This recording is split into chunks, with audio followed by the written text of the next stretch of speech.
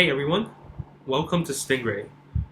This is the first video in the new series called Python for Beginners. Python is currently a very popular high-level programming language with an easy-to-read syntax, which is why it's often the first language taught to beginners. It's also a general-purpose language, so it can be used in all sorts of different situations.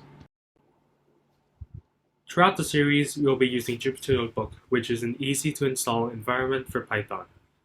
It can be installed through the package manager Anaconda.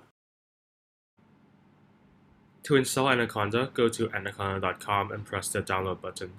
There are options for Windows, Mac, and Linux. Since I'm using a Mac computer, I'll be downloading the Mac version. And you would receive a download success screen.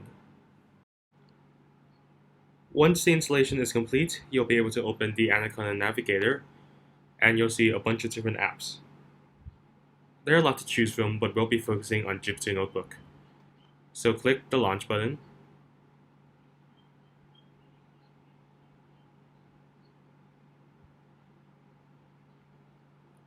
And here you see Jupyter Notebook is opened on your default browser.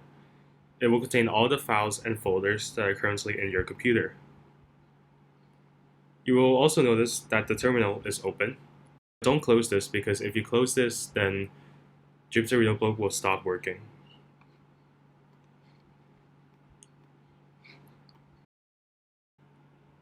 I'll make a new folder. And here you see the folder also appears on my desktop. To make a new Python file, go to New and press on Python tree. And now you have a brand new notebook file.